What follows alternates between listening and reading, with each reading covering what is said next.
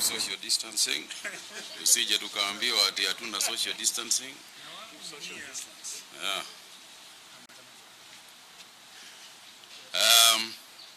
Ladies and gentlemen of the press, fellow Kenyans, I would like to welcome you to our daily updates on the current.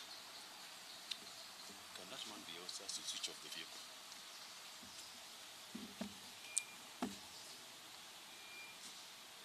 As you may be aware, last night we lost one of our patients to the coronavirus-related disease at Aga Khan Hospital in Nairobi. The patient had other medical conditions that he was also being treated for.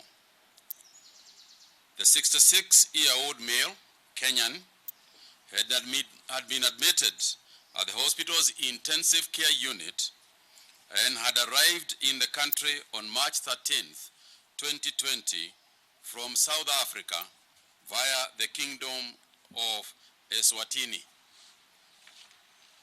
On behalf of the National Emergency Response Committee on Coronavirus and the Ministry of Health, and indeed on behalf of the many Kenyans, I would like to pass our sincere condolences to the family of the deceased.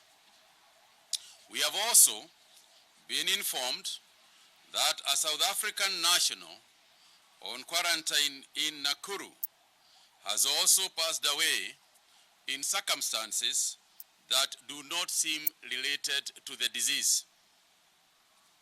This is a police investigation, and further information will be communicated to you upon its completion. We have informed the South African Embassy about the incident through our Foreign Affairs Ministry. Again, on behalf of the National Emergency Response Committee and the Ministry of Health, I would like to convey our condolences to our family through the South African Embassy.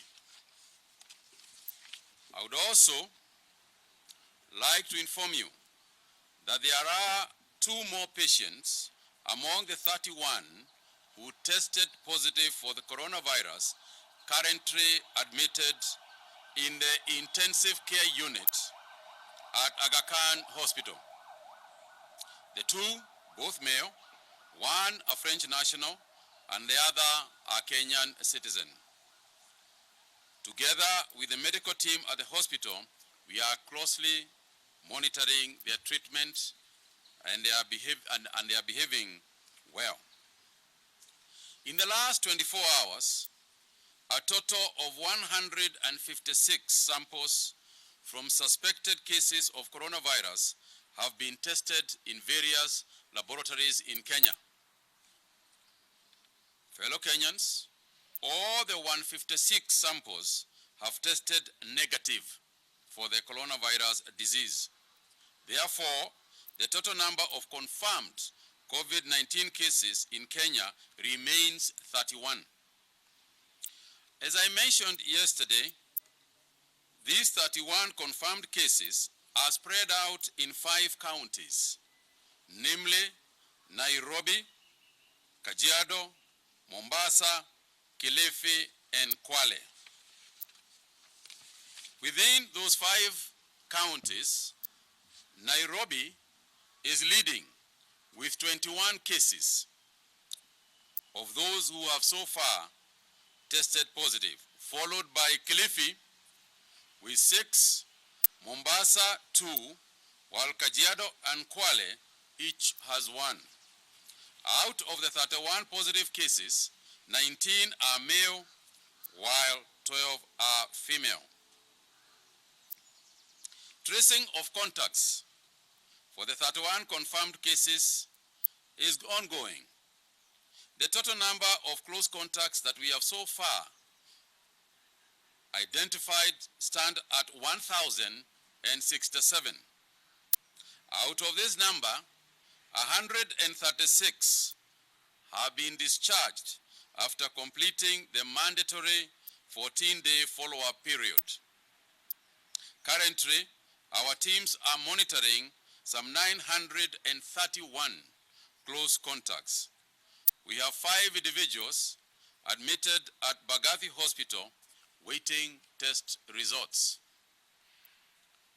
To date, we have tested 752 persons for the coronavirus disease.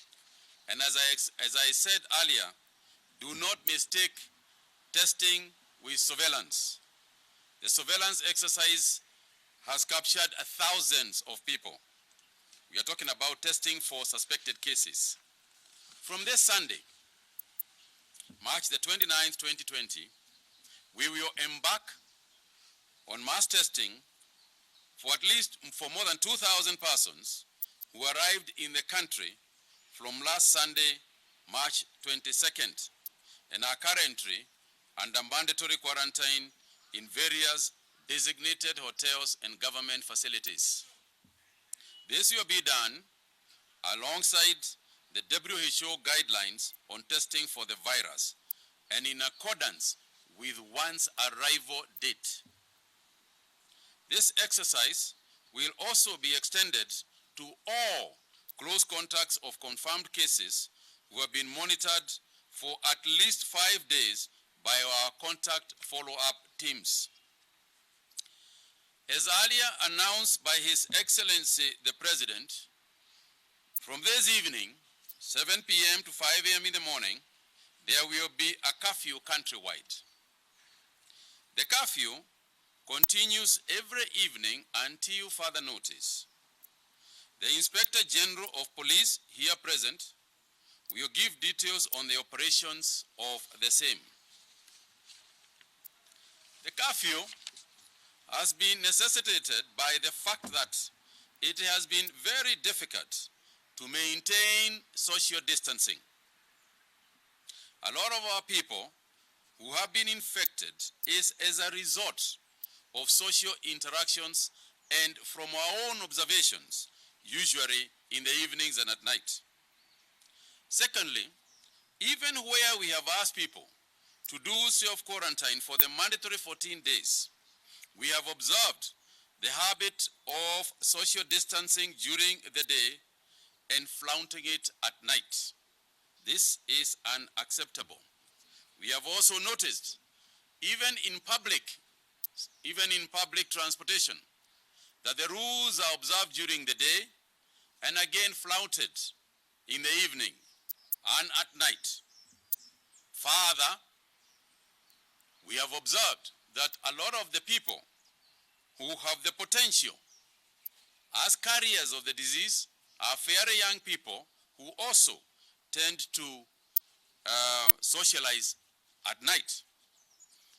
So what we are trying to do is basically curtail social interactions and increase social distancing. And I would like to repeat to my fellow Kenyans that the fact that today, for instance, we did not have any disease announced, any positive announced, is not to say that we relax. If you look at the trend that we have experienced, is that you will notice that now you have got somebody in Embakasi. One of the cases, for example, we noticed is in Embakasi. The case in Malindi, one of the cases in Malindi, has now attracted 122 contacts. The case in Siaya have attracted 138 contacts. The first one is 122, just one person. The second one is 138 people, just one person. And you are all aware of the Korean, I think is number 37, who has so far contacted nearly 5,000 persons have been infected as a result of that one person. So the minute you know that somebody close to you, somebody in your area, somebody in your estate has been confirmed as positive, you should protect yourself by keeping as much social distance as you can. It is the only way that you can escape the disease. So we keep repeating, social distancing, keep washing your hands, keep sanitizing. this is indeed what is going to help us. I truly want to plead with Kenyans to understand that social distancing, which is actually flaunted largely, is the surest way of cutting the rate of community transmission in the country. I reiterate that the need to be disciplined among our people to cut off transmission, as evidenced in our recent statistics. People must take seriously and observe the Nyumba Kumi initiative by ensuring the precautionary measures we have announced are strictly adhered to. If we do observe these measures, we may just overcome this disease before it gets worse. We appeal to our fellow Kenyans to exercise responsibility and cooperate with the government on this and other measures that we have announced. I thank you very much. Before we take any questions, I would like to invite the Inspector General to make his comments so that we can respond to questions at the same time. Inspector General.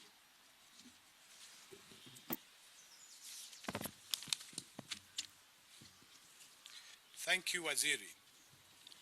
In pursuance to the announcement by His Excellency the President on 25th of this month about the curfew, followed by the issuance of the Kenya Gazette in line with the Public Order Act, issued by the Cabinet Secretary of Interior, Mr. Dr. Fred Matiang'i, issuing the directive of curfew beginning today, this evening. The National Police Service here outline the following measures which will be enforced with effect from 7 p.m. all the way up to 5 a.m. The curfew applies to the entire territory of the Republic of Kenya. As I've stated, it will take place between 7 p.m. starting from this evening up to 5 a.m. until further notice. It will prohibit all the public gatherings, processions, or movement either alone or as a group during the period of the curfew. The implication of this curfew. The curfew demands that all the person present within the territory of Kenya shall remain indoors within the said period. This will only exempt 20 essential services which were outlined in the Gazette notice of yesterday. And to be very specific, these are the services: medical professionals and health workers. 2, national security, administration, and coordination of national government officers. 3, public health and sanitation officers in the county governments. 4, licensed pharmaceutical companies, pharmacies, and drug stores. 5, licensed broadcasters and media houses. 6, Kenya Revenue Authority. 7, Kenya Airport Authority, and licensed civil aviation service providers. 8, Kenya Civil Aviation Authority. 9, Kenya Airways. 10, Kenya Airport Authority and licensed port operators. 11, power production and distribution companies. 12, water service providers. 13, food and farm produce processors, distributors, dealers, wholesalers, retailers, and transporters. 14, licensed supermarkets, mini markets, and hyper markets. 15, licensed distributors and retailers of petroleum and oil products and lubricants. 16, licensed telecommunication operators, service providers. 17, licensed banks, financial institutions, and payment of financial services. 18, fire brigade and emergency response services. 19, licensed security firms, and finally, postal and courier services. Consequences for those people who will violate the terms of the curfew. Any person who violates the curfew commits an offense and shall be arrested and charged in a court of law. I'd also like to take this opportunity to direct members of the National Police Service who will be in full swing in operation from this evening to raise roadblocks across the country. No movement of motor vehicles. Any movement which is not exempted in the list of the essential services will be detained, and the same will be arraigned in court. Essential services motor vehicles will be subjected to inspection and thorough scrutiny to confirm they are in line with the essential services they are providing. Will also require identification cards from the personnel in the essential services to confirm that they are legitimate and also they are on duty.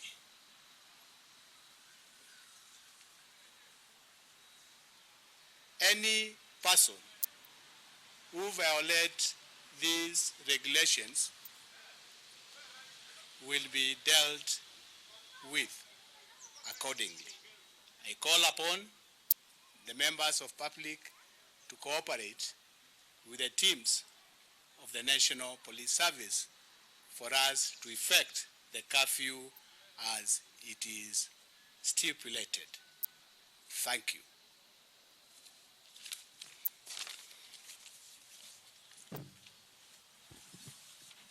Thank you very much, IG. I think you have all heard for yourselves. I'm sure there are and there will be questions that you'll be asked regarding that issue. And I would also like to state that considering that this is the first day, there is likely to be some inconveniences that are going to be caused to people. They are regrettable but necessary. And I think that is important to point out in advance. The last item that I wanted to urge is that we as a government have decided that on this matter of coronavirus, there will be, in the medical area, there will be only one channel of communication. There will be no press conferences on the matter from any other quarter except this ministry. The reason being that we do not wish to cause confusion in the country and start double counting. For example, on the issue of announcing the numbers affected by the disease or otherwise. That can only be done from here. And you'll clearly understand why. For example, there was a situation where somebody talked about a student in the county. So that student had been one of the people who would have been announced in the first instance. But now it appears to be a second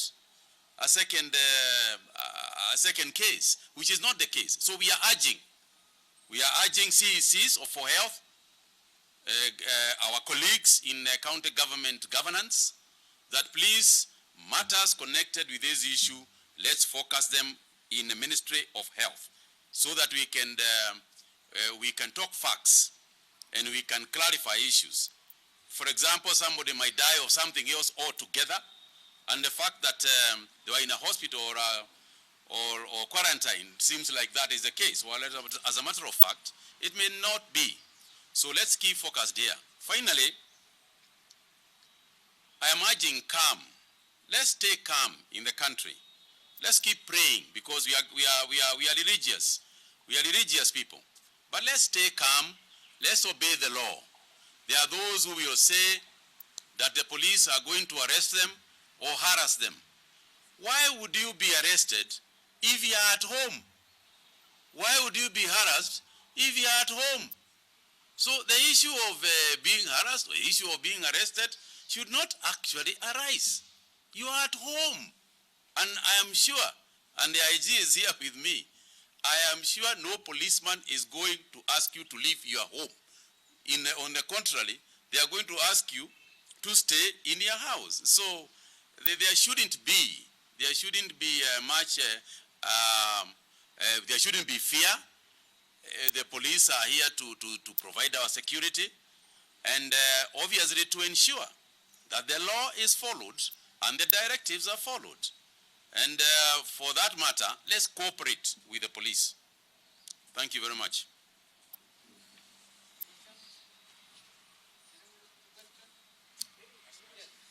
Yes, Steve.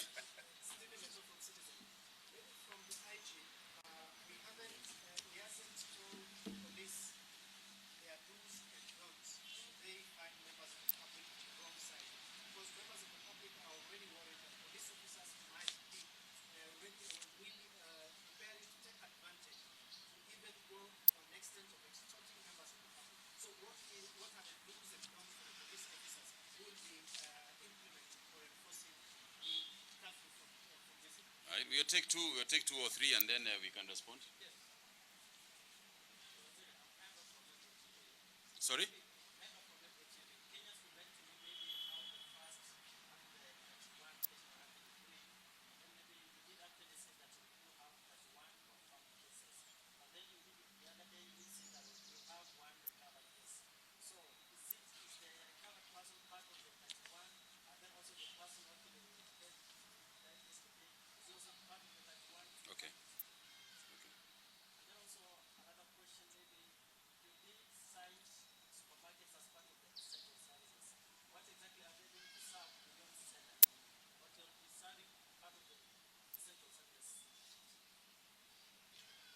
One.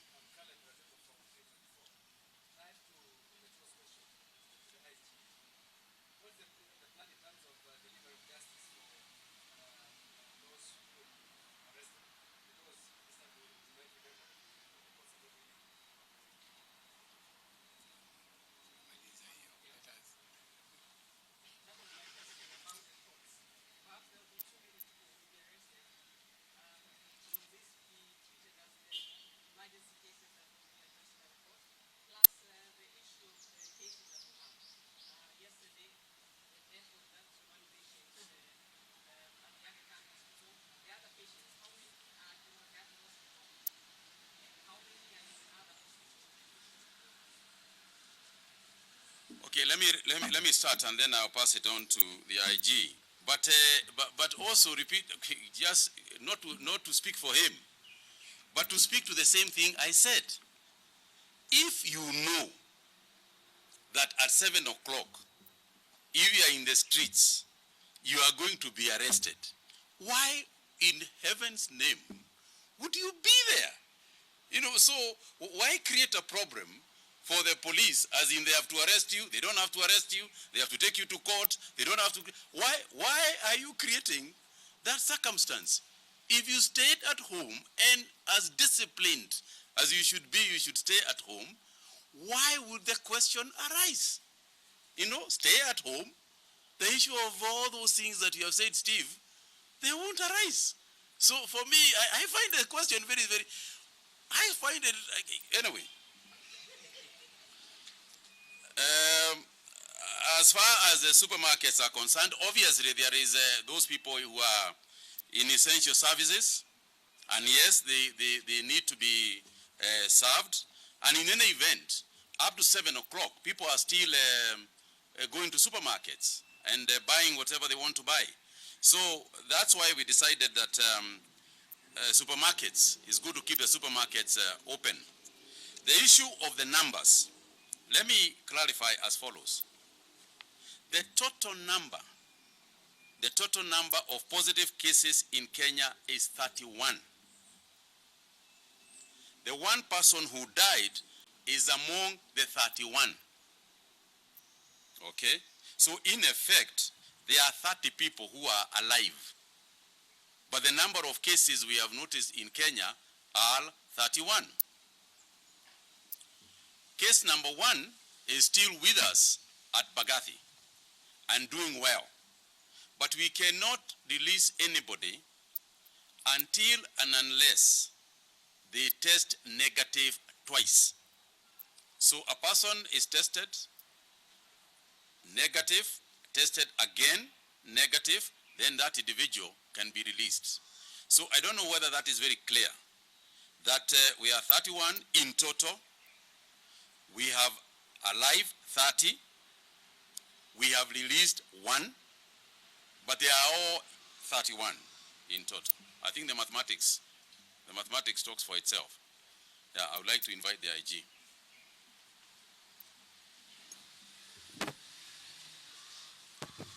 Thank you. Let me take this opportunity once again to assure Kenyans that once they stay at home, they will not be arrested. If you are night shift, that demands you to be in workplace at night, report to your workplace before 7. Leave your workplace after 5. You'll have no problem with the police. However, police will be working in a multi-agency team. We have all other agencies involved in these operations. Just to mention a few, to be working with the Ministry of Health, we'll be working with the national government provincial officers, among others, that will provide accountability for the action of the officers, what they will be doing. On the issues where we arrest, what will happen, I've clearly said, we'll arraign the arrested people to court. How we'll do that one, leave it to me, but we'll work within the law. Thank you.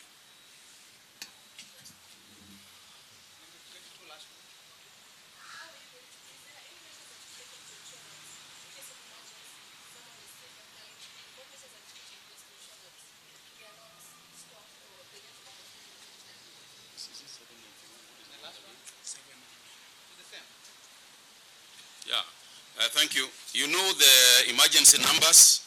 We have not, as the IG said, the emergency number 719 is still operational. The ambulances, everybody is operational. So that would not affect anybody who is who turns out to be unwell, or somebody who is having challenges, health challenges. The number remains alive, 719, and the doctors are on call, and the ambulances are ready. So that should not be a problem at all. I want to thank you all once again, Asanteni, and please, please, please. Last question to the IG. What is the plan on how to handle those who will be arrested? Already the police stations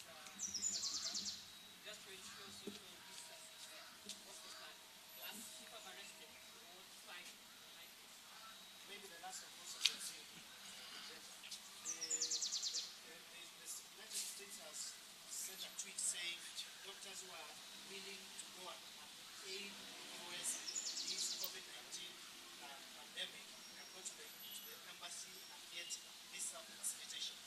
Is the ministry approving this? Will that affect the issues of services to the British country? Would you like to? Yeah, I can. That one is mine. Thank you. I've assured the Kenyans, and I want to repeat, stay at home and you will have no problem with the police. And I think that one is well understood. The issues, how I will deal with them when I arrest them, please leave it to me. I will work within the law. And also want to urge you, members of the estate, we are among the essential services. But we only allow you to go to work and leave your office, go back to home, to your house. There will be no people. I'm not expecting to get you in the street. The law still applies, 7 to 5. But you must be on duty. I don't see any business for you carrying out coverage in the street. But on your way to your work and your way to your house, you are good. We'll support you. We'll escort you if you wishes. But please, let us give ourselves each one its territory to dominate. Thank you.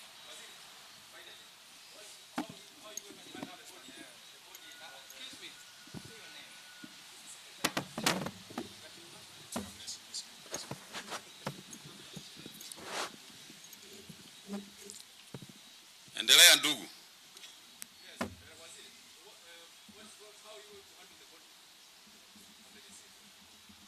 As I said, it's a police matter. I will leave it to the police.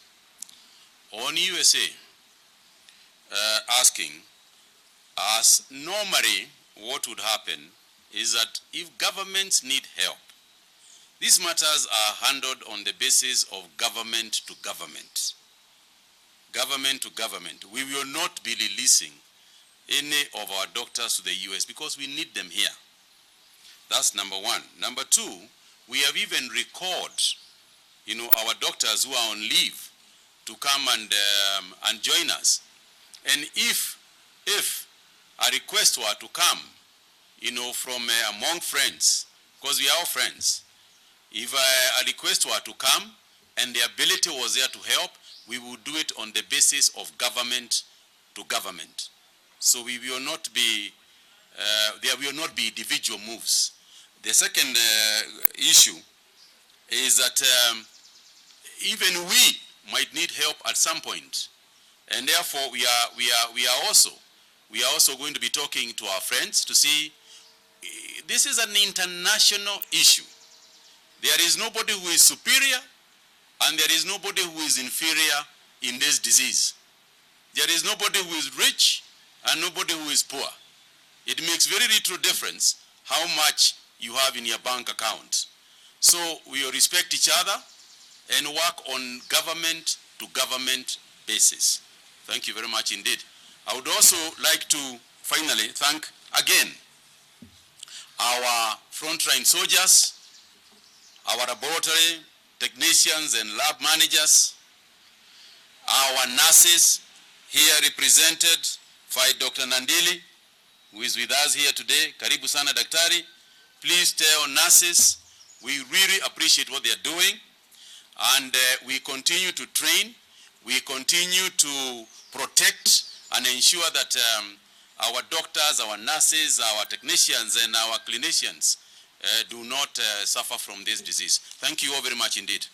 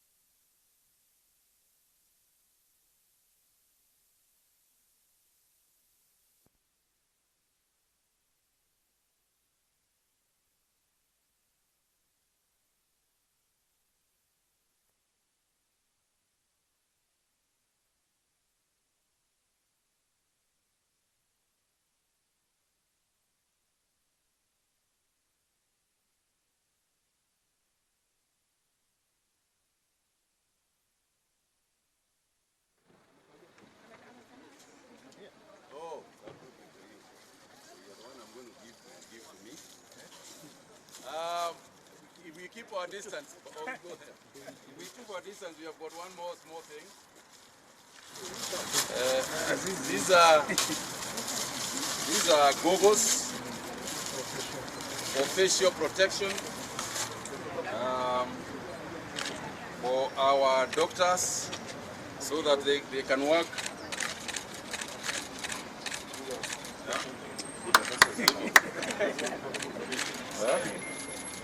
This is for protection because touching the eyes brings a problem. So I would like to thank PS Kamau.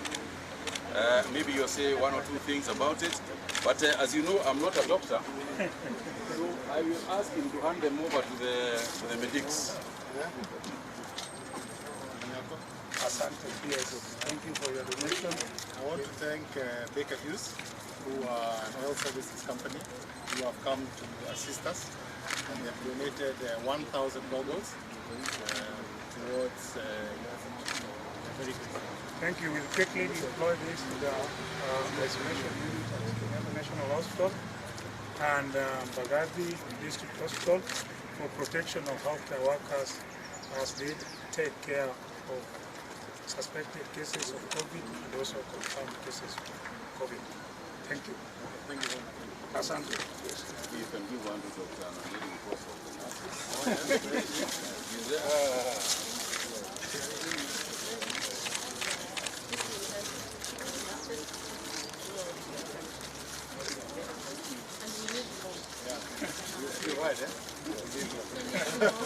Thank you very much. Thanks, Baker Hughes.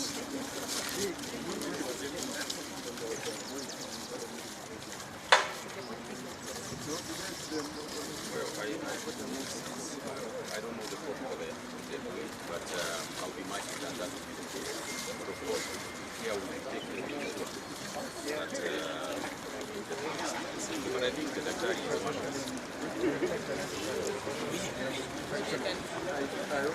Necessary precautions regarding infection control.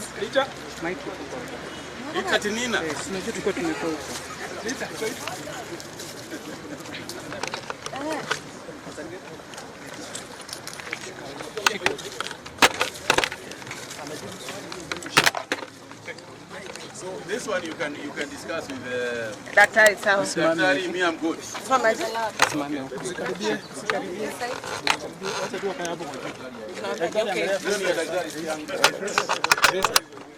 No. Okay, kuja huku daktari. Huku unajua. Kuja huku basi.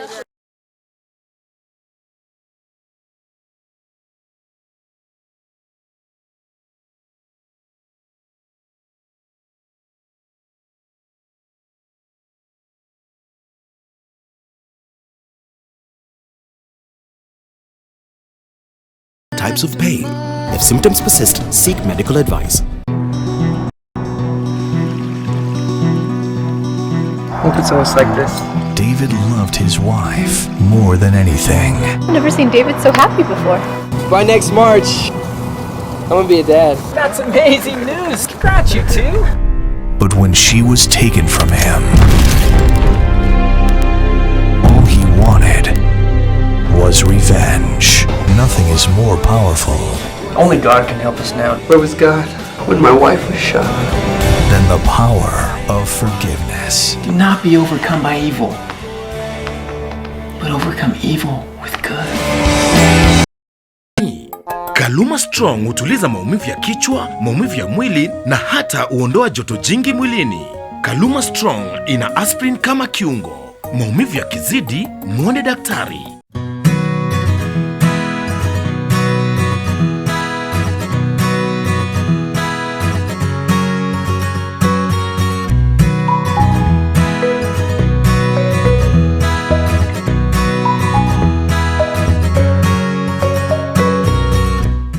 Protect yourself against coronavirus by using Amara antibacterial hand sanitizer that will effectively clean your hands and eliminate disease-causing virus while you're on the go.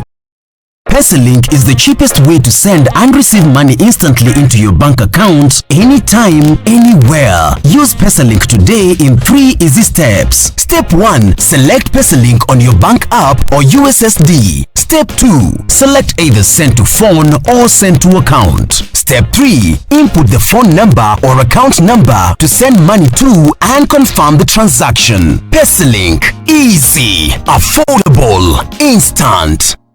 Swaddling needs a blanket and helps your baby feel safe and secure as she adjusts to life outside the womb. Spread your baby's blanket out on a flat surface. Place your baby face up on the blanket. Their head should sit above the folded corner. Straighten your baby's arms, then take the sides of the blanket and wrap it over their arms and chest. Loosely twist the bottom of the blanket and tuck it underneath your baby. At this point, your baby is fully covered. Kids, no rashes. Bye-bye rashes. Buy diapers. Choose Kids. Melissa? Mom, it's Dad's birthday today. I'm giving him a party just like he gives me. Nothing makes a mother more proud than seeing her child growing up. But I know that as she learns to care for others, she'll face even more germs and the risk of illnesses. That's why you need strong Dettol protection. Just 1 cup of Dettol protects your home and family from up to 100 illness-causing germs. Growing up needs Dettol protection. Ukeketaji ni mojawapo ya